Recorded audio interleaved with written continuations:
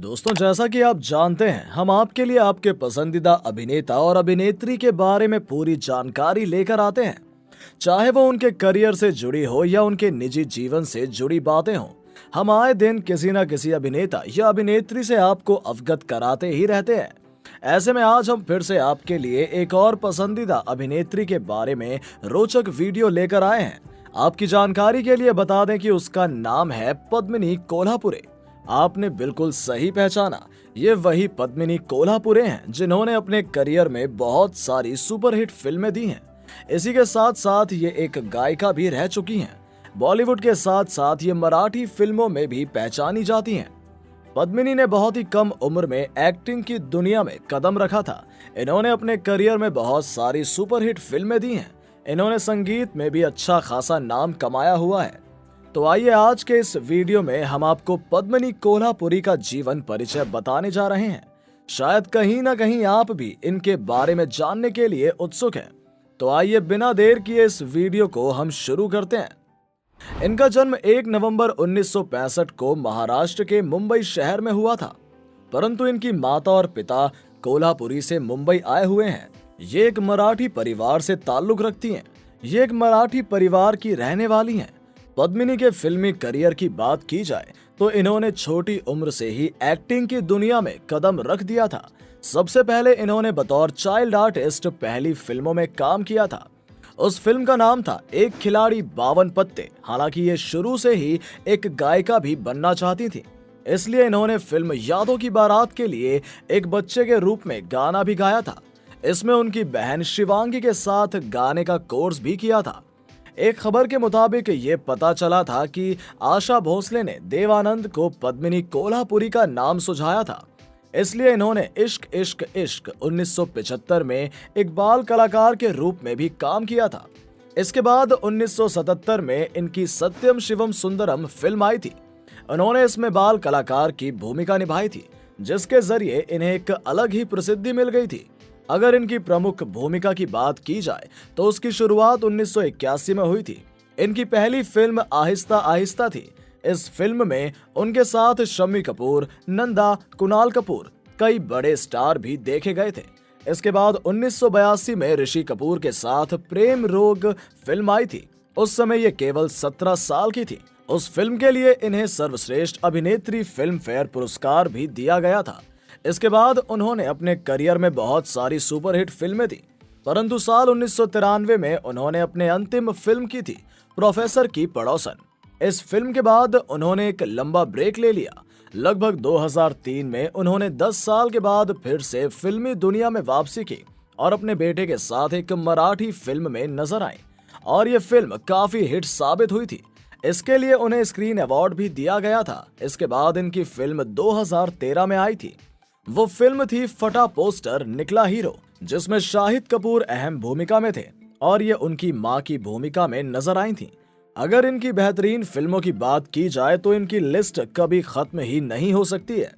इनकी बेहतरीन फिल्मों में सत्यम शिवम सुंदरम, थोड़ी सी बेवफाई, इंसाफ का तराजू, जमाने को दिखाना है, प्रेम रोग, विधाता, मुद्दत, वो 7 दिन, सौतन, स्वर्ग से सुंदर, दाता, प्यार झुकता नहीं, अनुभव जैसी फिल्में शामिल हैं। अगर इनके पुरस्कारों की बात की जाए तो उसमें किसी भी प्रकार की कोई कमी नहीं है।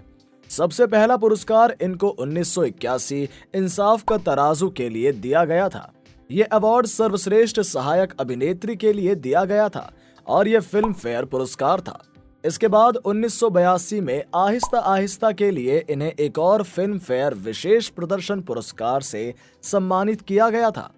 1983 में प्रेम रोग के लिए इन्हें फिर से फिल्म फेयर सर्वश्रेष्ठ अभिनेत्री पुरस्कार से सम्मानित किया गया था, और अंत में 2006 में चिमानी पखारे के लिए इन्हें स्क्रीन सर्वश्रेष्ठ अभिनेत्री का पुरस्कार भी दिया गया था। बात इनकी पारिवारिक जीवन की करें तो इनके पिताजी का नाम पंधारीनाथ कोल्हापुरी और मां का नाम निरुपमा कोल्हापुरी है। इनकी मां की तस्वीरें उपलब्ध नहीं हैं।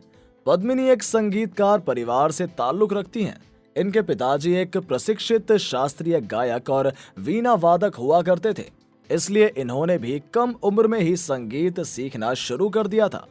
इनके परिवार का संबंध महाराष्ट्र के कोल्हापुर इलाके से था, इसलिए कोल्हापुरी इनके नाम से जुड़ गया। पद्मिनी की दो बहनें हैं जिनका नाम शिवांगी और तेजस्विनी कोल्हापुरी है। पद्मिनी अपने माता पिता की दूसरे नंबर की संतान है। जाने माने अभिनेता शक्ति कपूर पद्मिनी जी के जीजा लगते हैं। शक्ति की शादी पद्मिनी की बड़ी बहन शिवांगी कोल्हापुरी से हुई है। शक्ति और शिवांगी के दो बच्चे हैं जिनका नाम श्रद्धा कपूर और सिद्धांत कपूर है। दोनों ही पेशे से एक्टर हैं। पद्मिनी की छोटी बहन तेजस्विनी पेशे से एक मॉडल है। इनकी शादी पंकज सारस्वत से हुई है जो पेशे से एक एक्टर और राइटर हैं।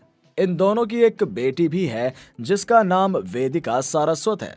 बता दें कि रिश्ते में पद्मिनी लता मंगेशकर और आशा भोसले की भतीजी लगती हैं। पद्मिनी के पिता की मां पंडित दीनानाथ मंगेशकर की सौतेली बहन थी, जिसकी वजह से ये मंगेशकर परिवार से ताल्लुक रखती हैं और लता मंगेशकर और आशा भोसले की भतीजी कहलाती हैं। बात इनकी शादी की करें तो इन्होंने फिल्म निर्माता प्रदीप शर्मा के साथ प्रेम विवाह किया है। महज 21 साल की उम्र में इन्होंने प्यार किया, परंतु उस समय इनके घर वाले शादी के लिए बिल्कुल भी तैयार नहीं थे, जिसकी वजह से ये 15 अगस्त 1986 को इन्होंने भागकर शादी कर ली। प्रदीप शर्मा से इनकी मुलाकात फिल्म ऐसा प्यार कहाँ के सेट पर हुई थी। ये दोनों अलग अलग समाज के थे, इसलिए पद्मिनी के परिवार को यह रिश्ता बिल्कुल भी पसंद नहीं आया था। जब ये दोनों परिवारों को समझाने में नाकामयाब हुए तो इन्होंने घर से भागकर शादी करने का रास्ता चुना और एक साथ जीवन बिताने का फैसला भी लिया। इन दोनों के एक बेटे हैं जिनका नाम प्रियंक शर्मा है। प्रियंक भी पेशे से एक अभिनेता हैं। इन्होंने अपनी फिल्मी पारी की शुरुआत सब कुशल मंगल फिल्म से की थी। पद्मिनी के बेटे प्रियंक की शादी हो चुकी है। हाल ही में 4 फरवरी को इन्होंने अपनी शादीशुदा जिंदगी की शुरुआत कर दी है। इनकी शादी बहुत ही धूमधाम से हुई थी। प्रियंक ने निर्माता करीम मोरानी की बेटी शज़ा मोरानी को अपना जीवन साथी चुना है। चलिए अब आपको पद्मिनी की एक घटना के बारे में बताते हैं। दरअसल ये घटना 1980 की है, जिसकी वजह से उन्होंने काफी सुर्खियां बटोरी। ये बात तब की है जब प्रिंस चार्ल अपने शाही दौरे के लिए भारत आए हुए थे और 15 वर्षीय अभिनेत्री ने उनके गालों पर एक गर्मजोशी किस करके उनका स्वागत भी किया था और उनके गले में माला भी डाली थी, जिसकी वजह से प्रिंस चार्ल भी हैरान हो गए थे।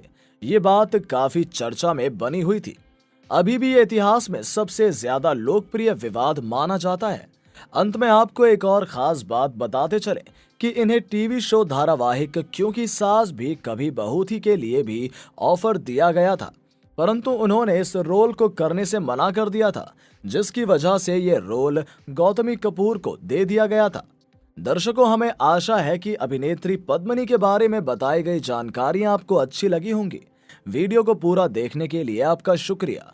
जाते जाते कमेंट सेक्शन में अपना फीडबैक देना ना भूलें और साथ ही ये भी बताएं कि आने वाले वीडियोस में आप किस सेलिब्रिटी का फैमिली वीडियो देखना पसंद करेंगे। धन्यवाद।